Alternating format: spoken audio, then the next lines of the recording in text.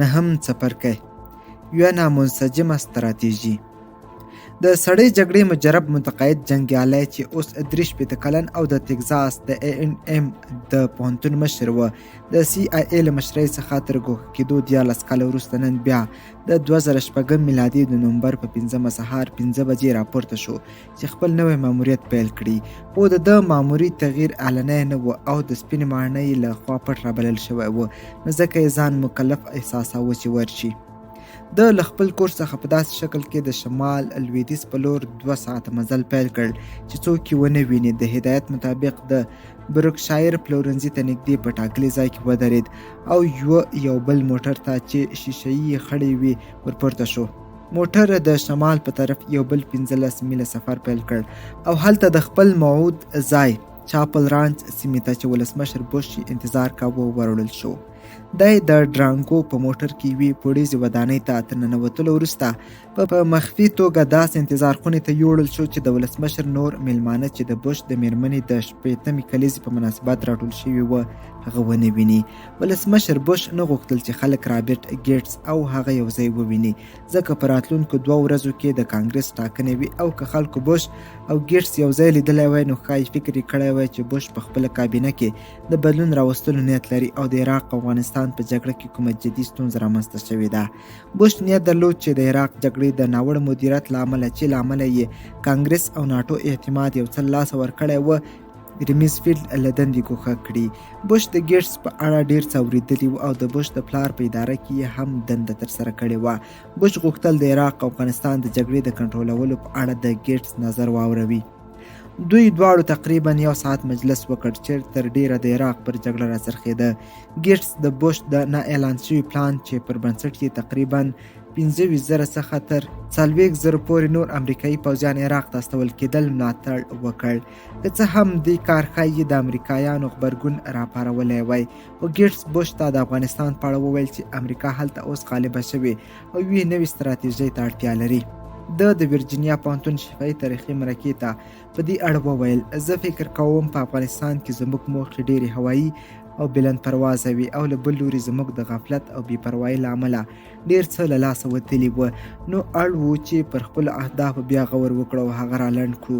هغه ویل چې په افغانستان کې د بوش د ادارې ارمانونه چې غوښتل یې په افغانستان کې دیموکراسي حاکمه او دولت ورغوي یو خیالي طرحه وه چې عملي کول یې ښایي نسلونه وخت ونیسي. دی یې پر ځای داسې ستراتیژي پیشنهاد کړه طالبان دې وځپل شي او د امکان تر حده دې ضعیف کړی شي، په مقابل کې د افغان پوځ ځواکمن شي چې خپله د خپل هیواد او حکومت لپاره وجنګیږي او همدارنګه د هغو ټولو ډلو څخه دې ونیسي چې له افغانستان څخه د تورستي هډې په حیث ګټه اخلي او نورو هیوادونو ته دې ګواښ پیښوي. ګیټس چې پر کومه لار او څه ډول راغلی و هماغسې بیرته پورته ولاړ او له هغه ځایه بیا کور ته ستون شو. د همدې ورځې په غرمه نوموړي ته د سپینې ماڼۍ د پرسونل د مشر جوشوا بولټن لخوا زنګ راغی او ورته وویل شول چې واشنګټن ته ورشي. ولسمشر بوش غوښتل چې د ټاکنو په سبا د یوه خبري کنفرانس له لارې ګیټس د پنټاګون د نوي مشر په توګه معرفي کړي. پخوانی استخباراتي مشر رابرټ ګیټس چې کمې خبرې یې کولې د دفاع وزیر په توګه تر معرفي کېدو وروسته یوه نوې رهبري پیل کړه او خو یې د ریمیزفیلډ د متقابل قطب په توګه بدل شو. خو ګیټس هم د افغانستان په تنګنا کې د ښکېلې شوي امریکا ایستل ګران ولیدل او دې هېواد ته یې د دومره زیات نور پوځیان ولیږل چې ریمیزفیلډ یې په ټوله دوره کې د لیږلو فکر نه و کړی. پر عامه بیانونو او خبرونو پر ډاډونو سربیره بوش او د هغه د ملي امنیت ټیم پر دې پوهېدل چې په افغانستان کې د دوی اوسنۍ پالیسي ناسمه او نامؤثره ده. هیڅوک پر دې نه پوهېدل چې امریکا په افغانستان کې د څه شي په لټه کې ده، د اهدافو د لاسته راوړلو لپاره د مهالویش او طرح وړاندې کولو خو لا پر ځای پرېږده. په 2006 میلادي کې چې امریکا په عراق کې ډېره ښکېل شوه نو له خپلو متحدو هیوادونو یې هیله وکړه چې د افغانستان د جګړې مسؤلیت ته دوی زیاته غاړه ورکړي. نو همدا و چې د ختیځې سیمې او پاکستان د سرحدي کرښې په اوږدو کې خپل امریکایي عسکر میشت شول او جنوبي سیمې یې د ناټو غړو هیوادونو ته پرېښودې.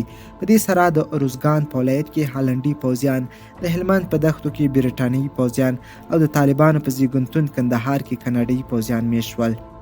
د همدې کال په می میاشت کې برټانیې ډګر جنرال ډیوډ ریچارډ په افغانستان کې د ناټو مشر وټاکل شو او څو میاشتې وروسته یې د امریکایي پوځیانو د نظامي مشر مقام هم ترلاسه کړ چې په دې سره د لومړي ځل لپاره په افغانستان کې د ناټو او امریکا پوځونه تر یو هدایتي چتر لاندې واقع شول. ریچارډ چې د سایرلیون، ختیځ تیمور او شمالي ایرلند په جګړو کې د پخې تجربې خاوند و، په افغانستان کې د 30 بېلابېلو هیوادونو د 15,000 ګډ پوځ مشر او د یو ډېر ستر مسؤلیت عهدهدار شو. ظاهراً که څه هم نوموړي له اروپا څخه بهر د ناټو د لومړني جنګي ماموریت د مشر په توګه تظاهر او ادا کوله، خو په حقیقت کې هغه پوهېده چې د ناټو د غړو هیوادونو په منځ کې د واحد ستراتیژۍ او همغږۍ نشتوالی ډېر زیات و. د په دې اړه د زده شویو پندونو مرکې ته وویل: موږ هیڅ واحده او منسجمه جنگي ستراتیژي نه لرله. د دې پر ځای چې پر منظمه ستراتیژۍ کار وکړو، یوازې مو پر لنډمهالو جنگي تکتیکونو اتکا کوله. 54 کلن ریچارډ پریکړه وکړه چې د ناټو په مرسته د افغان حکومت لپاره یوه واحده پاڅون ضد ستراتیژي جوړه کړي او ځینې سیمې د پاڅون کوونکو لشتونه پاکي او د پراختیایي پروژو لپاره چمتو کړي. خو دا کار تر هغه زیات ستونزمن و چې ناټو یې فکر کړی و. د 2006 میلادي په سپتمبر کې ریچارډ امر وکړ چې د نورو ملګرو هیوادونو په مرسته کاناډا د کندهار په پنجوایي ولسوالۍ کې د طالبانو پر یو مهم مرکز برید وکړي او له منځه یې یوسي. د عملیاتو په لومړۍ ورځ کې کاناډایي ځواکونو د یو کمین په پایله کې زیانمن او شاته تګ ته مجبور شول.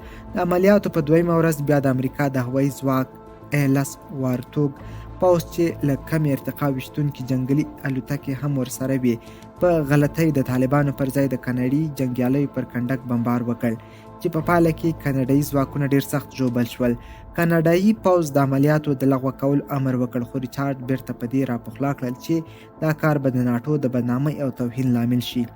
تر 2 اونیو سختو جګړو وروسته کاناډایي پوځیان دښمن ته ماتې ورکړه او خپله د نور ملګرو هیوادونو په ګډون ډېر سخت زیانمن شول.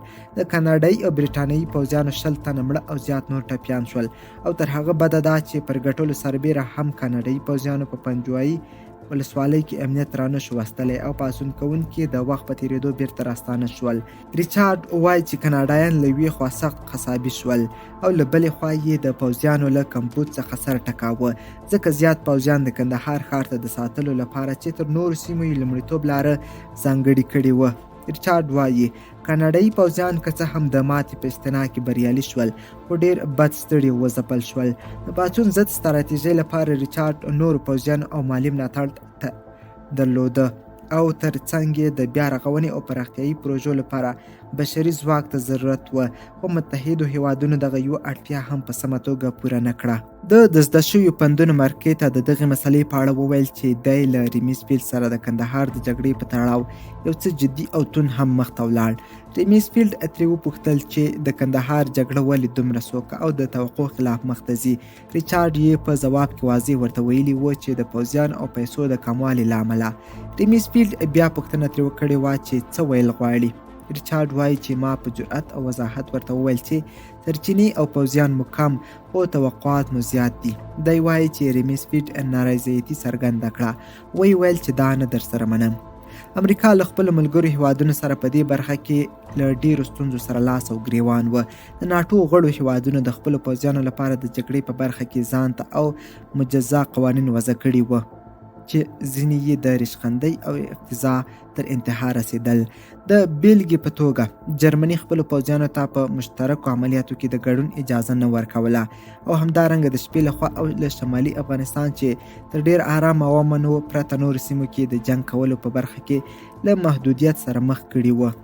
له بل لوري جرمني پوځیانو د شرابو د څښلو ازادي درلوده او په 2007 میلادي کې د جرمني حکومت 280,000 بوشکې کورنۍ بیر او 18,000 بوشکې شراب خپلو 3,500 پوځیانو ته افغانستان ته ورواستول، خو امریکایي پوځیانو بیا په دې برخه کې له سختو محدودیتونو سره مخ وه او د جګړې د دروند بار ترڅنګ یې د څښاک د ممنوعیت سزا هم لیدله. د امریکایي پوځیانو د عامه نظم لومړی قانون دا و چې افغان مسلمان ولس ته د احترام او ښو اړیکو په موخه د الکولو له مصرفولو څخه په کلکه ډډه وشي. نیکولاس بورنس چې د بوش په وخت کې د ناټو ته د امریکا استول شوی استازی و د زده شویو درسونو مرکې ته وویل امریکایي پوځیانو که څه هم دغه اصل ته زیاته پاملرنه کوله او په دې برخه کې ژمن و، خو د ناټو نور پوځیان بیا په دې برخه کې له ستونزو سره مخ وو. د ناټو ائتلافي پوځیان چې نړیوال مرستندوی امنیتي ځواک یا ایساف یې باله په وزیر اکبر خان سیمه کې د امریکا د سفارت ترڅنګ په یو ژیړ د سترو کانکریټي دیوالونو لرونکي ماڼۍ کې میشت وه. دا ماڼۍ د کابل غوندې یوه کم پرمختللي ښار کې لکه د دښتې په منځ کې بڼ داسې وه چې په داخل کې یې ښکلي او ګڼ چمنونه جوړ شوي وه. د ایساف د ودانۍ دننه بیا د 30 هیوادونو ګډ پوځیان میشت وه چې د اداري مریضي او معیوبي بروکراسۍ د پرسونل او تشکیلاتو په برخه کې له نه همغږۍ او د سیاسي اختلافاتو له ناندریو څخه ځورېدل. د بل لوري د کارکوونکو دایمي تغییر او تبدیل بل سرخوږی و. د ټولو هیوادونو د کارکوونکو د دندو دوره بله 3 تر 4 میاشتو پورې وه چې وروسته بیا د نوي کار پرسونل پر راتګ سره د ځای پر ځای کېدلو ستونزه راپورته کېدې. جګړن برین پیټرسن په 2000 میلادي کې د ایساف په مرکز کې 4 میاشتې د هوایي ملاتړ د عملیاتي مرکز مشر و. د ده تر مشرۍ او غږ لاندې د هالند، فرانسې، برېټانیا او امریکې بېلابېلې جنګي الوتکې هدایت کېدلې، خو هغه وایي چې د بې نظمۍ، ګډوډۍ او ګڼو محدودیتونو له امله د دندې ترسره کول سخت او حوصله زبېښونکي کار و. مثلا هغه وایي چې د آلمان ټیورینز الوتکو به یوازې په اضطراري شرایطو کې امرمانه او په نورو وختونو کې د کار اخیستلو وړ نه وي. پیټرسن ویل چې ناټو ائتلاف په افغانستان کې یو ځان نابودونکي سازمان ته ورته والی لري. هغه زیاتوي په پوځي نظم کې نیغه خبره خوند کوي، خو د ناټو په اداره کې کار کول او هر څه کاږه وي. نوموړي د پوځیانو شفاهي تاریخي مرکې ته وویل له ناټو سره کار لکه وړکتون داسې دی، هر څوک د لوبه کولو حق لري او هر څوک یې هر څه یې زړه وي کوي او وایي. هغه همدارنګه دا هم وویل چې د ایساف په ودانۍ کې د دندې یوه ښېګڼه دا ده چې امریکایان هم الکول پکې څښلی شي. هغه وایي د ودانۍ دننه څو بارونه یا میخانې وي چې ډېر ښه خوند یې کاوه. که د امریکا پوځیانو د ایساف له ځواکونو شکایت درلود، د ایساف ځواکونو هم هر یوه له امریکا څخه په بېلابېل ډول سره ټکاوه.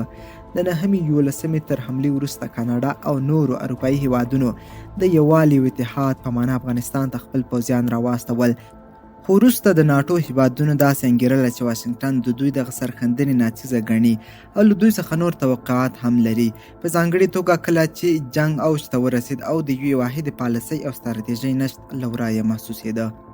د 2006 میلادي په ډسمبر کې د برېټانیا د دفاع وزیر ډیسوین برون ریمیسفیلډ ته یو لیک واستاوه چې په هغه کې د جګړې په تړاو د واحدې ستراتیژۍ نشت ته ګوته نیول شوې وه او ترڅنګ یې له ریمیسفیلډ څخه غوښتنه کړې وه چې د ټولو ښکېلو هیوادونو وزیران سره راغونډ شي چې جګړې ته یو غوره لوری ورکړي. ریمیسفیلډ یې په ځواب کې وویل چې دا ښه نظر دی، خو زیاته یې کړه چې پر دې خبره به له رابرټ ګیټ سره چې تر اوسه د سنا لخوا د تایید د رایو اخیستلو ته منتظر وغږیږي. 2 میاشتې وروسته د ناټو وزیرانو سره ولیدل، خو هیڅ کومه ګټه یې نه درلوده. ګیټس په دې اړه وروسته وویل چې امریکا 3 لومړیتوبونه درلودل: عراق او عراق. د امریکا له رهبرۍ پرته د افغانستان جګړه بې برخلیکه او راکده شوه. د ناټو یو پوځي په دې اړه وویل هیڅ مرکزیت نه و، هیڅ د موخې او هدف په نوم څه شی نه و، اصلا ستراتیژي نه وه. 2000 میلادي د امریکا لپاره یو سخت کال و، ځکه په همدې کال کې امریکا دا په سمه معنا درکړه چې د دغه چریکي جنګ له منځه وړل سخت کار دی. له بل لوري ملاتړ ځواکونو هم کم و او ملګرو هیوادونو افغانستان ته د نورو پوځیانو له لیږلو سره مخالفت وښود. پینټاګون هم د عراق د جګړې له امله کمزوری شوی و. ګیټس شفاهي تاریخي مرکې ته وویل زموږ سرچینې تقریبا په وچېدو وي، افغانستان ته مو د لیږلو لپاره نور پوځیان نه لرل. له بل لوري امریکایي لوړپوړو چارواکو په عامو بیانونو کې بیا د پرمختګونو او بریاو خبرې کولې. د 2001 په فبروري کې بوش د امریکایي پانګونې او ابتکاري مرکز ته په وینا کې وویل چې د ادارې د جګړې ستراتیژي سره تر پایه کتلې ده او د بریا لپاره یوه نوې ستراتیژي جوړه کړې ده. د نوې ستراتیژۍ پر بنسټ د افغانستان پوځ او ملي پولیسو د پراخولو او ځواکمنولو مشوره د ګیټس وه چې 3 میاشتې وړاندې یې بوش ته په خپله لومړۍ مخفي لیدنه کې ورکړې وه. د دغه ستراتیژۍ پر بنسټ په افغانستان کې د امریکا اهداف رالنډ شول او د ترهګرو د له منځه وړلو پر ځای تر ډیره د یوه باثباته موډرن او دیموکرات حکومت پر رامنځته کولو چې د خپلو اتباع او ازادیو ته په احترام قایل وي راڅرخېده. بوش وویل که څه هم دا کار د ځینو په نظر ښایي ناممکن وي خو پرته له شکه چې ممکن دی او په افغانستان کې زموږ د 15 کلونو د حضور لاسته راوړنې یې شاهدي دي. خو د بوش د بریا پر دغې نوې ستراتیژۍ باندې حتی د امریکا نوی جنگي مشر هم سم نه پوهېده. سر جنرال ایم سی نیل د دویم ځل لپاره د ناټو او امریکایي پوځیانو د مشر په توګه کابل ته روان شو. دا هم د خپل مقام د پخواني برټانیي جنرال غوندې په دې ان و چې امریکا او ناټو د جګړې لپاره منسجمه ستراتیژي نه درلوده. جنگ د ورځې نښتو او د هغوی پلانونو ته رامحدود شوی و. هیڅ نهایي نقشه چې د جګړې مسیر او اهداف روښانه کړي نه و. امسینیل د زده شویو درسونو مرکې ته وویل په 2009 میلادي کې ناټو د جګړې لپاره هیڅ پلان نه درلود. یوازې دا هدایت به یې کاوه چې ترهګر له منځه یوسئ، افغان ملي پوځ ورغوئ او همدارنګه اتحاد وساتئ. 6 کاله کېدل خو لا هم د جګړې د اهدافو په اړه ټول لوري یو خوله نه وه. ځینو هیوادونو به ویل چې د دوی جګړه د بېوزلۍ او د کم عمره ماشومانو د مړه کېدلو د کچې د راکمولو په برخه کې ده. ځینو نورو لکه بوش بیا دا جګړه د ډیموکراسۍ او ازادۍ جګړه ګڼله. دا ډول لوړو موخو اعلان او د روښانتیا او منظمې ستراتیژۍ نشت د 4 سترو لرونکي جنرال ګنګس او ګیج کړ. همسینیل وایي حتی مخکې تر دې چې زه هلته لاړ شم ما له ډېرو کسانو وپوښتل چې په افغانستان کې به زموږ بریا په څه معنا وي، یعنې موږ د څه شي په لټه یو، خو هیچا دا پوښتنه نشوای ځوابولی. ټیټپوړو پوځیانو هم د جګړې په ډګر کې د ستراتیژۍ د نشت خلا حس کوله. دوی ویل چې په افغانستان کې د امریکا غیر اعلامي هڅه دا وه چې جګړه وپوښي او یوازې خپل کنټرول وساتي. ډګرمن ریچارډ فیلیپس چې په 2009 میلادي کې په ختیځ افغانستان کې د یو نظامي روغتون مشر و وایي د امریکا ټول پام وخت او سرچینې عراق ته ځانګړی شوي وي او افغانستان یوه دویمه درجه ناحیاتي او ناڅیزه هدف و.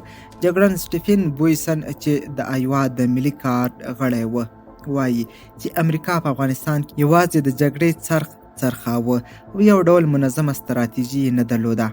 دای په 2009 میلادي کې د افغانستان پیاده پوځ لپاره د مشاور په توګه راستول شوی و او ویل یې لوړ رتبه چارواکو د موخو او جنگي اهداف په واضح بیان کې ستونزه درلوده.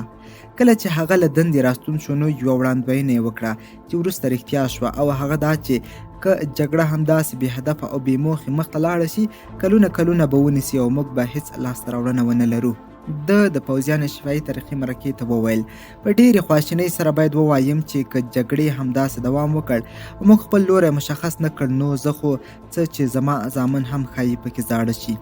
د 2009 میلادي په پسرلي کې سپینه ماڼۍ پوه شوه چې د جنګي ستراتیژۍ په برخه کې مشورې او مرستې ته اړتیا لري.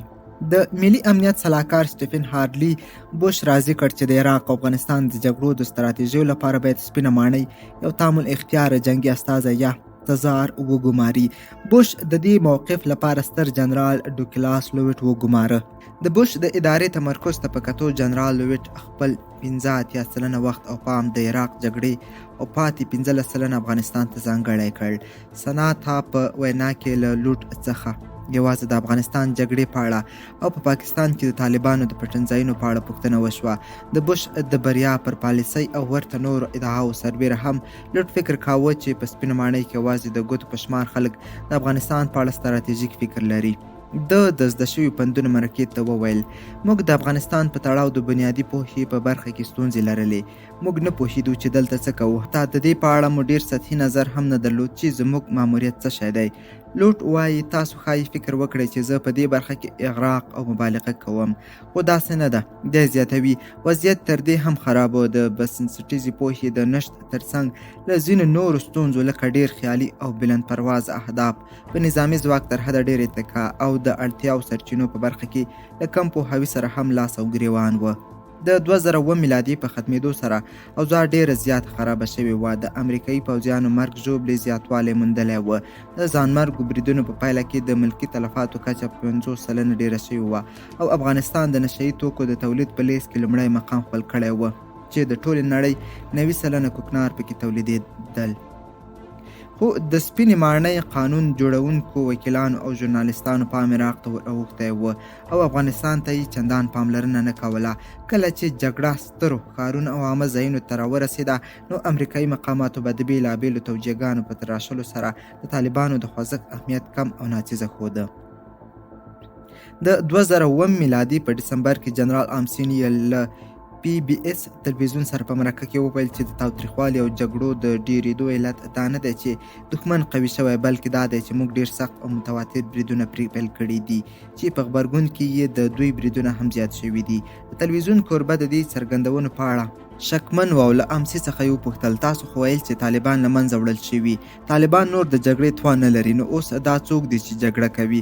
امسي د پوښتنې په ځواب کې ورته وویل که څه هم دا خبره ما نه ده کړې، خو بیا هم هغه وخت موضوع داسې وه چې طالبان مو له هېواده پاک کړي وه، خو دوی داسې ځایونو ته پناه وړې وه چې موږ نه شوی ورتللی، خو اوس موږ پر هغو ځایونو هم بریدونه پیل کړي دي. که څه هم د عراق په جګړه کې د امریکا سرچینې او منابع ضایع شوي وي، خو امریکا د 2008 میلادي په جنوري کې اعلان وکړ چې 3000 نور پوځیان هم افغانستان ته لیږي. آمسینیل د فبروري په خبري کنفرانس کې د دغه تصمیم توجیه په دې توګه وکړه چې افغانستان ته د نورو عسکرو لیږل د جګړې د بایللو نه بلکې د ګټلو په معنا دي. د زیاته کړه دا یو پوځي تکتیک او اصل دی چې وایي کله چې په کوم ځای کې پرمختګ کوئ نو هغه ځای ته مرستندوی ځواک لیږئ. زموږ موخه هم همدا ده چې په 2008 میلادي کې هلته نور پرمختګ هم وکړو. د امسینیل د دغو څرګندونو خلاف پټو او نارسمي استخباراتو ارزونو دا په ډاګه کوله چې د دښمن چریکي پاڅون د پراخېدو په حال کې و. اعلی سرقمندان 2 ورځې وروسته په یو سیاسي وینا کې چې په یو سیاسي کنفرانس کې واوروله یو ځل بیا ملت ته ډاډ ورکړ. د هغو خلکو نیوکې افتضاحي وبللې چې ویلي افغانستان د امریکا لپاره په یوه تنګنا بدل شوی او ویې ویل موږ پر خپل قدم ثابت پاتې شو او پایله یې تاسو هم وینئ چې القاعده، طالبان او د دوی ملاتړي په منډو دي. خو بوش هم په زړه کې د افغانستان لپاره په اندېښنه کې و، که څه هم د دویمې دورې یو کال پاتې و، خو هغه د جنگ د ستراتیژۍ بیا کتنه او اصلاح اړینه وګڼله او په 2008 میلادي کې د سپینې ماڼۍ د جګړې ترازر یا ځانګړی تعامل اختیار استازی افغانستان ته واستاوه چې حالات له نږدې وارزوي. همدارنګه دفاع وزارت هم په پینټاګون کې د ستراتیژۍ بیا کتنه پیل کړه. که څه هم هیڅ یو بنسټ هم دا فکر نه کاوه چې امریکا د نظامی ګړنګ پر غاړه او طالبان هم دومره نه و ځواکمن شوي چې پر سترو ښارونو بریدونه وکړي او کابل ته ګواښ پیښ کړي. بیا هم د لوډ په نظر وضعیت د امریکا په ګټه نه و او مسلسل 3 کاله کېدل چې د طالبانو بریدونه زیاتوالی موندلی و. لوډ د خپلې سفر په پای کې یو راپور او سیمینار چمتو کړ چې په هغې کې یې په افغانستان کې د امریکا د ملګرو هېوادونو د مراتبو په سلسله کې موجودو ستونزو ته اشاره کړې وه او په یو سیمینار کې یې د جګړې 10 ستونزې تشریح کړې وې. همدارنګه دی کندهار ولایت ته چې د طالبانو زانګو او زیږنتون بلل کېږي تللی و او هلته یې د بېلابېلو نظامي ځواکونو ترمنځ د اهدافو په برخه کې عدم تفاهم او ګډوډۍ ته اشاره کړې وه، لکه د امریکا او ناټو عادي پوځ، CIA د امریکا ځانګړي ځواکونه، افغان پوځ، افغان ملي پوځ او جنګي سلاکاران چې د زیاترو ترمنځ د جګړو او نظامي فعالیتونو په برخه کې همغږي موجوده نه وه. لوټ ویل ستونزه مشخصه وه، خو د حل لپاره یې هیڅ لوری له بل سره تفاهم نه رسید. نوموړي د ویرجینیا شفاهي تاریخي مرکې ته وویل ښی لوری به له چپ لوري سره نه جوړېده او چپ به له ښي سره. هغه د بیلګې په توګه وویل چې د ناروې سیل یا ډیلټا کمانډویي ځواکونه به له امریکایي او نورو ځواکونو سره له تفاهمه پرته تلل او پر یوه سیمه به یې د شپې بمبار کاوه او یا به یې چا پرې اچوله. سبا به چې عادي پوځیان خبر شو نو د پیښې ځای ته به ورتلل پرته له دې چې د پیښې د عاملونو په اړه خبر شي. د 2008 میلادي د ستراتیژۍ بیا کتنې هم د 2003 میلادي، 2006 میلادي او 2007 میلادي غونډېدې پایلو ته ورسېدې چې امریکا د عراق د جګړې له امله افغانستان ته کمه پاملرنه کړې. باید په دې برخه کې جدي پاملرنه وشي او افغانستان ته د سرچینو او مالي مرستو تخصیص زیات کړي. په داسې حال کې چې له یوې خوا د ستراتیژۍ بیا کتنه روانه وه، د بل لوري لوړپوړو چارواکو په خپلو اعلامیو او ویناو کې ملت ته بیا ډاډ ورکاوه چې وضعیت د دوی په کنټرول کې دی او هر څه سم دي. کله چې د امسینیل ماموریت د پوځي مشر په توګه د 2008 میلادي په جون کې پای ته ورسېد نو د ناټو او امریکا لاسته راوړنو ته د روغتیا، بیا رغونې او نورو برخو کې اشاره وکړه. ویې ویل د پرمختګ ډېرې نښې لیدل کېږي. هغه په پینټاګون کې د خپلې خدای پامانۍ غونډې ته وویل زه یوازې دومره اعلان کولی شم چې پرمختګ شوی دی، هم په امنیتي سکتور او هم د بیا رغونې په برخو کې د پام وړ پرمختګ شوی دی. زه فکر کوم راتلونکی روښانه دی او پرمختګونه به دوام ولري. خو څو میاشتې وروسته هم د جګړې ستراتیژي مبهمه او نامشخصه وه. د جنرال د خوږو خبرو او د جګړې د ډګر د ترخو واقعیتونو ترمنځ تناقض له ورایه محسوس و. د 2008 میلادي په اوړي کې د امریکا قومندانانو وویل چې وروستي 3000 را استول شوي پوځیان ناکافي دي او له پنټاګون څخه یې غوښتنه وکړه چې نور مرستندویه ځواکونه ور واستوي. خو د ولسمشریزو ټاکنو په درشل کې سپینې ماڼۍ د نورو پوځیانو له لېږلو ډډه وکړه.